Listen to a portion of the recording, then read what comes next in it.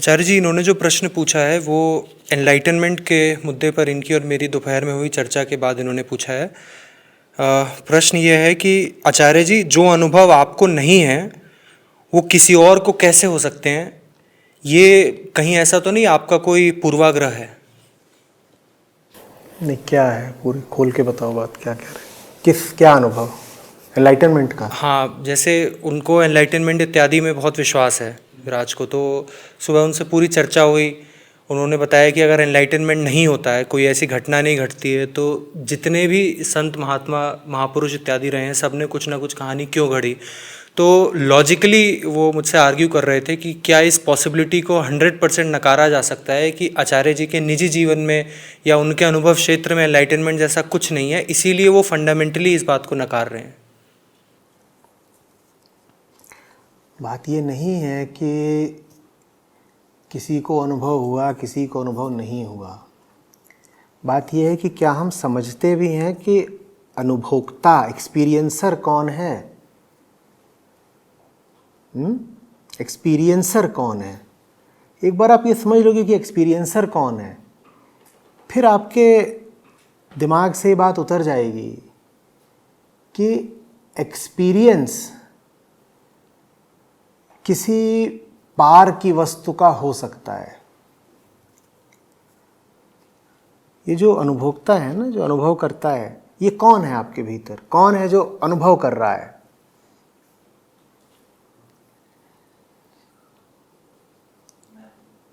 हाँ, वो कौन है? और ज़रा खुल के समझो तो।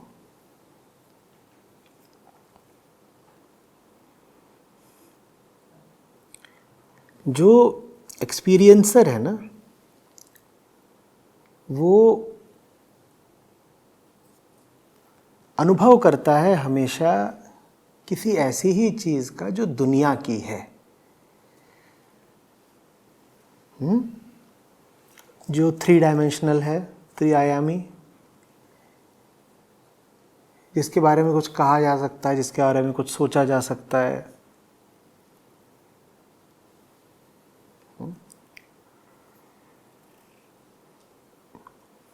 और वो हमेशा एक चीज़ होगी। चीज़ से मेरा अर्थ है एक्सपीरियंसर से अलग कोई चीज़। ठीक है, ये एक्सपीरियंसर है हमारा। अब अगर कोई कहता है कि उसने एनलाइटनमेंट का अनुभव करा है, मैं इनकार नहीं करता कि अनुभव हुआ होगा। जो मैं कहता हूं वो हम शायद ठीक से समझ नहीं पा रहे। मैं इनकार नहीं कर रहा कि कुछ अनुभव हुआ होगा, ऐसा हो सकता है कुछ अनुभव हुआ हो, लेकिन जो भी अनुभव हुआ है वो तो सांसारिक ही होगा, लौकिक ही होगा, क्योंकि आपका जो एक्सपीरियंसर है वो किसी और चीज को अनुभव करने के लिए कॉन्फ़िगर्ड ही नहीं है।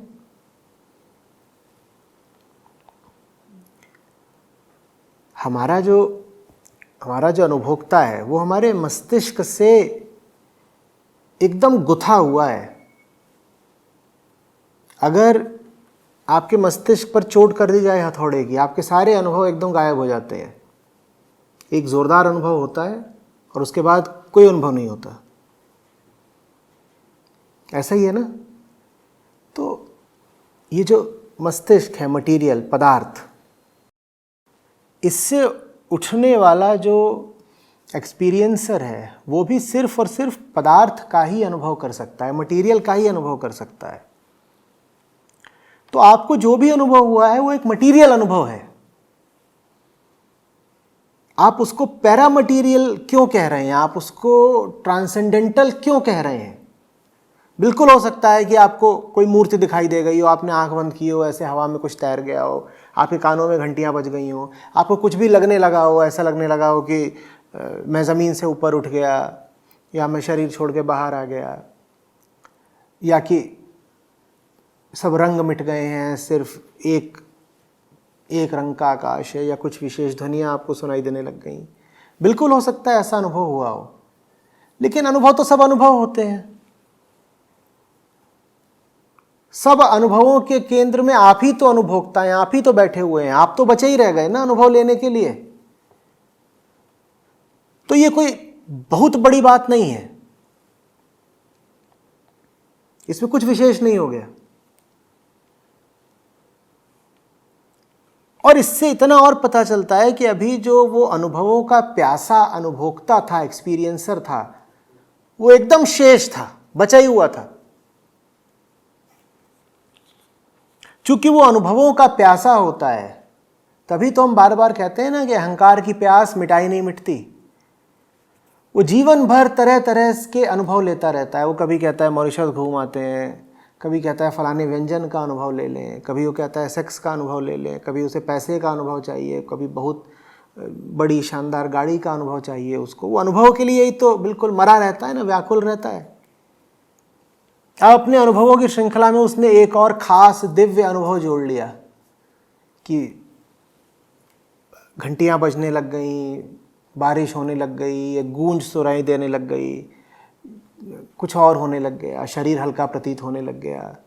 उसने एक और अनुभव जोड़ लिया। ये अनुभव जोड़ करके वो यही कर रहा है ना कि जो उसकी अपनी दशा है, उस दशा को ही कायम रख रहा है, उस दशा के ही फलस्वरूप वो इस तरह की बातें कर रहा है। तो अनुभोक्ता तो बचा ही हुआ है, इसमें विशेष क्या हो गया?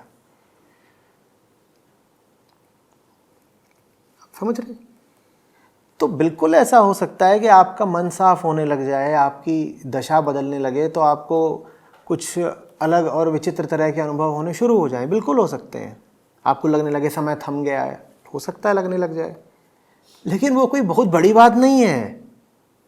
उसका इतना शोर क्या मचाना, ढिंढोरा क्या पीटना, और उसको ये क्यों कह देना कि ये एनलाइटनमेंट है।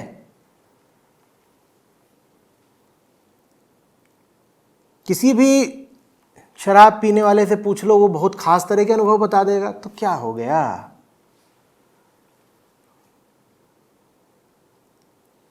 और बहुत सारे आध्यात्मिक लोग साइकेडेलिक्स की तरफ मुड़ ही इसीलिए जाते हैं क्योंकि वहां उनको विशेष अनुभव होने लग जाते हैं। और अनुभवों की इसी प्यास के कारण फिर ऐसे भी गुरु लोग हो गए हैं जबरदस्त, जिन्होंने कहा है कि एनलाइटनमेंट की खोज में साइकेडेलिक्स का सहारा लिया जाना चाहिए। उन्होंने कहा इसमें कोई गलत बात नहीं है, क्योंकि एनलाइटनमेंट में भी तो अनुभव ही तो होते हैं ज़बरदस्त। अब तुम्हें अगर भांग, गांजा, वीड, धतूरा, कोकीन, इन सब का इस्तेमाल करके अगर वैसे ही अनुभव हो रहे हैं तो क्या बुराई है? और ये बात उन्होंने बहुत जोर देके बड़े तर्क के साथ कही है कि ले दे के आध्यात्मिक यात्रा तुम इसीलिए तो करते हो ना कि एक दिन तुमको कुछ खास अनुभव होने लगे, तो इतना तुम परेशान क्यों हो रहे हो? आओ हम तुमको खास अनुभव कराई देते हैं। एक शॉट लगाएंगे और मजेदार अनुभव होने शुरू हो जाएंगे। काहे 20 साल की साधना करोगे? तो अनुभवों के फेर में ना रहें। अनुभवों की ही तलाश ने हमें भी कहीं का नहीं छोड़ा है, पृथ्वी को भी कहीं का नहीं छोड़ा है। हर आदमी विशेष अनुभव के लिए ही तो व्याकुल है। आप कहीं बाहर से घूम के आते हैं तो लोग पूछते हैं कैसा रहा एक्सपीरियंस। आप डेट से आते हैं, डेटिंग कर रहे हैं, वहां से भी आते हैं तो आपके दोस्त क्या पूछते हैं? कैसा रहा एक्सपीरियंस। कोई दुकानदार आपको ललचा रहा है आने के लिए तो कह रहा है आपको ऐसा खास एक्सपीरियंस देंगे ना, आप भूल नहीं पाएंगे। आप देख रहे हैं एक्सपीरियंस ही वो चूहेदानी है जिसमें आप फंसे हुए हैं, और उसी चूहेदानी में आपको फंसाने के लिए पनीर का एक टुकड़ा और टांग दिया गया है जिसका नाम है एनलाइटनमेंट, कि आओ आओ एनलाइटनमेंट का एक्सपीरियंस कराएंगे। ये कुछ नहीं है, ये एक्सपीरियंसर अनुभोक्ता की अपने ही ऊपर खेली गई चाल है कि मुझे कोई ऐसा एक्सपीरियंस हो गया जो बहुत बहुत खास है। और बहुत बहुत खास क्यों है? अब तो सैकड़ों हजारों लोग ऐसे हो गए हैं जो बोलने लग गए हैं कि हम भी एनलाइटेंड, हमें भी खास अनुभव हुआ।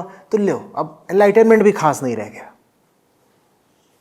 वो भी जो इलीट क्लब था ओवर क्राउडेड हो गया है, बहुत भीड़ हो गई, जिसको देखो वही एनलाइटेंड है, हमें भी हुआ, हमें भी हुआ। और ले दे के होता सबको लगभग एक ही तरह का है, क्योंकि एक तरह का नहीं होगा तो माने ही नहीं जाएगा कि एनलाइटनमेंट है। किसी को पुराना जन्म याद आ जाता है, किसी को कुछ हो जाता है, कुछ हो जाता है, किसी के कान में शंख बजने लग जाता है, किसी के बाल खड़े हो जाते हैं, ये सब शुरू हो जाता है। क्योंकि आम आदमी अध्यात्म समझता नहीं, इसलिए उसको बेवकूफ़ बनाना आसान है, तो इस तरह की कहानियां गढ़ दी जाती हैं। आप समझदार हो जाएं, आपके सामने कोई आएगा ही नहीं है बोलने कि मैं एनलाइटेंड हूं और मुझे ऐसे अनुभव हुए, वैसे अनुभव हुए।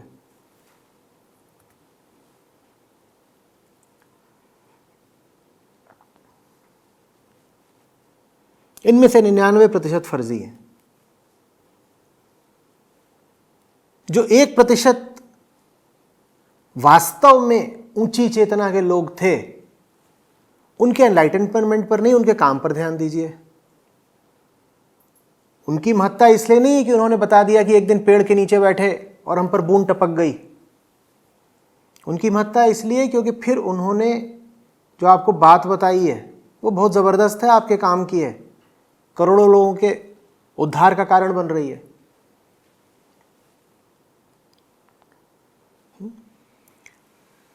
लेकिन हम मानेंगे नहीं। हम चूंकि खुद एक्सपीरियंस के भूखे लोग हैं, तो सामने कोई साधु संत भी आ जाता है तो उससे सबसे पहले यही पूछते हैं, तुम्हारा एनलाइटनमेंट हुआ क्या, कि तुम्हें क्या खास मिला है। भाई मुझे आज खास ये मिला कि आज घर में कढ़ी बनी थी, उसका अनुभव बहुत स्वादिष्ट था। अब तुम अपना अनुभव बताओ, मुझे कढ़ी का हुआ है, तुम भगवान का बताओ। लेकिन ले दे के बताना अनुभव ही है। ले दे के अनुभव क्यों? क्योंकि अनुभव भोगने की चीज होती है ना। आप अनुभव का कंजम्पशन करते हो, भोग करते हो। करना भोग ही है, उसके आगे नहीं बढ़ना है।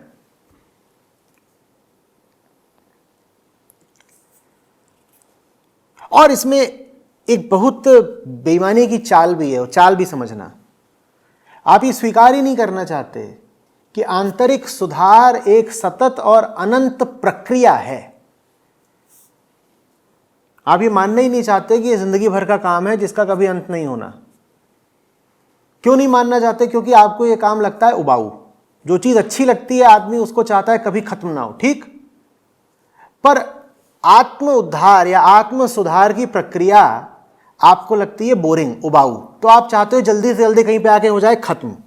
और उसी खत्म होने के बिंदु को आप नाम देते हो एनलाइटनमेंट, कि इन्होंने साधना की, साधना की, साधना की, और फिर ऐसा दिन आया जब इन्हें साधना की अब जरूरत नहीं पड़ेगी, ये एनलाइटेंड हो गए। ठीक वैसे ही जैसे आप खुशी मनाते थे जिस दिन परीक्षाएं खत्म होती थी। जिस दिन परीक्षाएं खत्म होती थी आप क्या करते थे? ये किताबें उछाल रहे हैं, चाट खा रहे हैं, पिक्चर देखने चलो, टाई वाई खोल दी, ये सब कर दिया, ये सब चलता था ना। वही रवैया हमारा आंतरिक साधना के प्रति है, क्योंकि वो हमें एक बोझ की तरह लगती है। हमें उससे प्यार नहीं है, वो हम बस किसी तरह से मन मार के ढो रहे हैं। तो हमारी बड़ी तमन्ना रहती है कि यार साल 2 साल कर ली, 3 साल कर ली, चलो 5 साल कुछ कर लिया। अब एक दिन ऐसा आए ना कि बोला जाए कि एग्जाम्स ओवर, एग्जाम्स ओवर, और उसमें रिजल्ट कार्ड आ जाए जो बता दे कि यू आर नाउ, स्कूल में आता था यू आर प्रमोटेड और पास्ड, और स्पिरिचुअलिटी में आ जाए यू आर नाउ एनलाइटेंड। और जैसे ही रिजल्ट कार्ड डिक्लेयर हो गया फिर तो पूछो नहीं।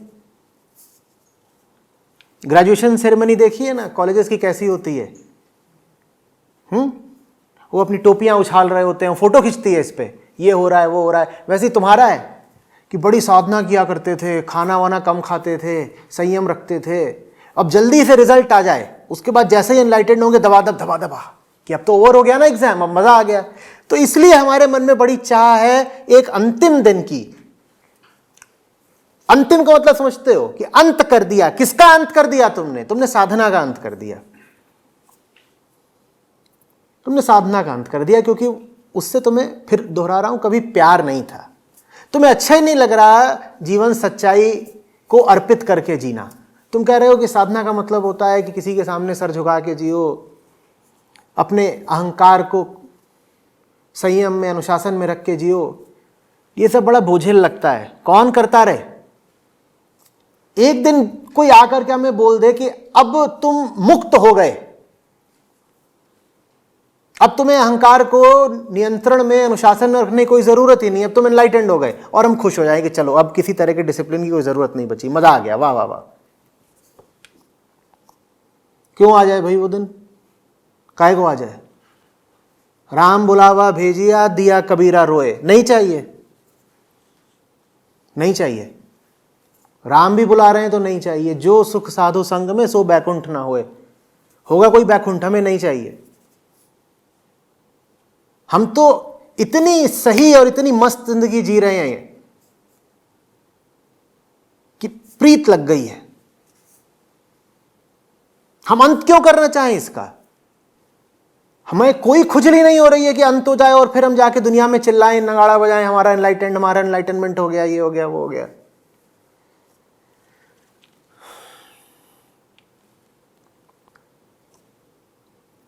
समझ में आ रही है बात? तो एनलाइटनमेंट के जितने भी किस्से हैं, मैं आपसे निवेदन करूंगा कि उनमें यह भी देखिएगा कि कितने किस्से असली लोगों ने खुद बताए और कितने दूसरे लोगों ने उनके बारे में फैलाए। जितने भी ऐसे लोग होंगे जो अपने मुंह से बोल रहे हैं कि मेरे साथ ऐसा हुआ, मेरे साथ वैसा हुआ, बड़ी रंगीन कहानी सुना रहे हैं अपने एनलाइटनमेंट की, ऐसा है वो, सोना चांदी बरस पड़ा, ऊपर से हीरे जवाहरात गिर पड़े, फिर बारिश हो गई, फिर भूचाल आ गया और फिर मैं एनलाइटेंड हो गया, टन टन। ये अधिकांशतः नकली लोग होंगे। और असली लोगों के बारे में जो कहानियां प्रचलित हैं वो ज्यादातर उन्होंने खुद कभी कही नहीं, वो उनके चेले चपाटों ने फैलाई। उन्होंने बोला हमारे गुरुजी पीछे काहे को रहे, जब सबका एनलाइटनमेंट है तो हमें तो बताना पड़ेगा कि इनका भी हुआ था। तो उन्होंने बाद में बड़े विस्तार पूर्वक और रंग भर भर के और मसाला छौंक लगा लगा के बताया है कि फिर हम ऐसा हुआ, फिर वैसा हुआ। फिर गुरुजी जा रहे थे, जंगल में अजगर आया, अजगर आदमी की आवाज़ में बोला, अजगर ने मुंह खोला, उसमें से मणि निकली। अजगर ने बोला ये मणि आप अपने मस्तक पे धारण कर लो। उन्होंने जैसी धारण किया वो अंदर घुस गई और गुरुजी का एनलाइटनमेंट हो गया। हम काहे को पीछे रहें? जब सबका हो रहा है तो हम भी कहानी बना सकते हैं, हम काहे नहीं बनाएंगे? तो ये दो तरह के आपको मिलेंगे किस्से, समझ रहे हैं? एक जो लोगों ने अपने मुंह से बताया है कि मेरा ऐसा, मेरा वैसा, मैं आपसे सविनय कह रहा हूं ये ज्यादातर फर्जी है। और दूसरा जहां लोगों ने, चेले चपाटों ने किस्से उड़ा दिए हैं। यहां पे भी आप देखिएगा कि उन्होंने खुद तो बोला नहीं, तो दूसरे लोग क्यों उनके बारे में इतना किस्सा उड़ा रहे हैं?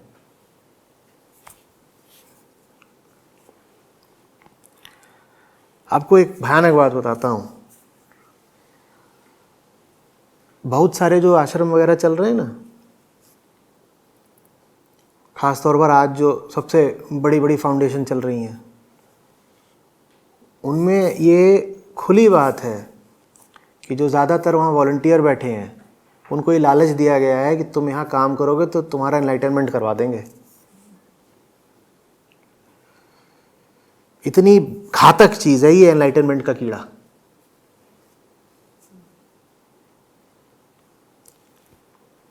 आप वहाँ पहुँच जाइए और फिर बोल दिया जाता है कि मैं जब चाहूँ जब तुम्हें एनलाइटन करवा सकता हूँ, लेकिन पहले 20 साल मेरे यहाँ मुफ्त में काम करो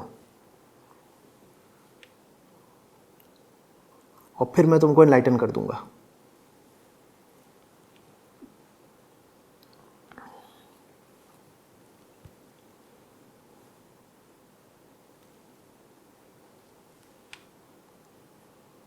और हजारों, अब उनको नादान कहूं, मूर्ख कहूं या बेईमान कहूं, पता नहीं। नादान भी हैं, मूर्ख भी हैं, बेईमान भी हैं, सब है। अब बिल्कुल पढ़े लिखे लोग, ऊंची शिक्षा वाले लोग ऐसे खींचे चले जाते हैं कि हाँ ठीक है, हमारी पूरी ज़िंदगी ले लीजिए, हमारा पूरा पैसा ले लीजिए, पर हमें एनलाइटन कर दीजिए। और सुनिए चुटकुला, बीच बीच में हर साल एक आध दो करे भी जाते हैं। खाए कि अगर कोई नहीं हो रहा होगा तो बाकियों की उम्मीद टूट जाएगी, कहेंगे कोई होता तो है नहीं, हम ही क्यों यहाँ पड़े हुए हैं। तो हर साल एक दो को घोषित किया जाता है विधिवत कि ये फलाने हैं, अभी ये एनलाइटन हो गए। और ये जो एनलाइटन हो गए इनका मुंह देखो।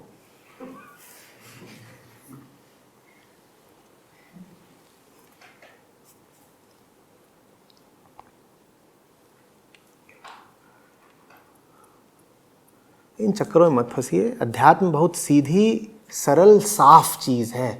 ये दंद फंद, जादू टोना, जंतर मंतर, हु हा, ये सब नहीं होता अध्यात्म।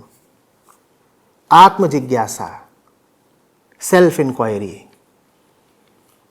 मैं परेशान हूँ, कौन है जो परेशान है,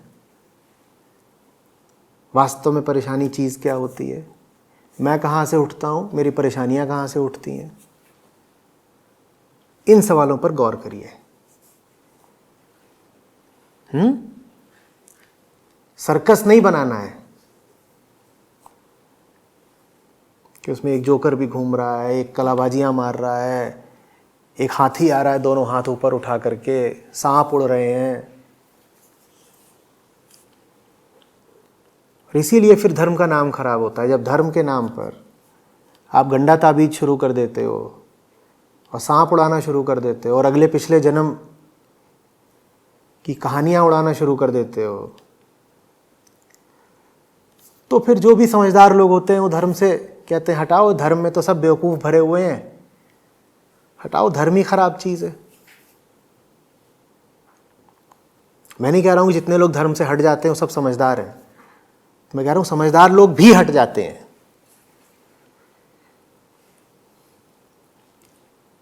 इस समय दुनिया में करीब 1/3 लोग ऐसे हैं जिन्होंने विधिवत घोषित कर रखा है कि हम किसी धर्म में यकीन नहीं करते, नॉन रिलीजियस। उनके पास कई वजह हैं, पर एक वजह ये भी है, वो कहते हैं धर्म बेवकूफ़ों का अड्डा है।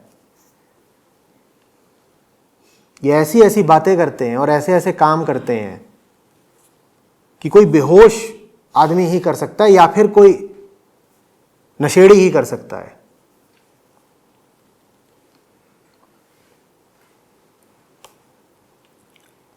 अभी दक्षिण भारत में हुआ, बहुत पढ़े लिखे एक प्रोफेसर थे शायद या क्या थे, प्रोफेसर दंपति, पिताजी भी प्रोफेसर, माताजी भी कहीं अच्छी जगह पे काम करती हैं, दोनों एकदम समाज के उच्च तबके से। और वहीं दक्षिण भारत के किसी गुरुजी की वो शरण में चले गए थे जिन्होंने बता दिया था कि मुर्दा भी मार के जियाया जा सकता है। गुरुजी का मुर्दों में बहुत इंटरेस्ट है। तो उनकी 2 लड़कियां थीं जवान, माँ बाप ने दोनों जवान लड़कियों की हथौड़े से मार मार के हत्या कर दी, एक खास दिन, एक खास मुहूर्त पर। क्योंकि उन्हें बताया गया था कि इस दिन, इस खास मुहूर्त पर जो मरता है वो मर ही नहीं सकता, वो अमर हो जाता है। पुलिस पहुंची तो दोनों हंस रहे हैं, मियाँ बीवी बोल रहे हैं अरे आप क्यों फालतू आ गए, अभी तो हमने इनको यूं ही मार दिया, अभी इन्हें जिंदा कर देंगे और ये अब इनकी आत्माएं गई हैं फलाने किसी खास लोक में, वहाँ से विशेष सिद्धियाँ लेके लौटेंगी इनकी आत्माएं और अब इनको दोबारा जिंदा किया जाएगा। और काहे को जिंदा हो लड़कियां, उनका तो सर हथौड़े से मार मार के तोड़ा गया है। तो फिर दोनों बोल रहे हैं वो हमारे गुरुजी की तो बात गलत हो ही नहीं सकती, वो बीच में पुलिस वालों ने आकर के ना पूरी प्रक्रिया थी वो बाधित कर दी, इसलिए लड़कियां जिंदा नहीं हुई। अब कोई भी समझदार आदमी धर्म से दूर ना हो जाए तो क्या करे? जब ये सब चल रहा है अध्यात्म के नाम पर तो क्या करे? कोई भी समझदार आदमी हटेगा नहीं।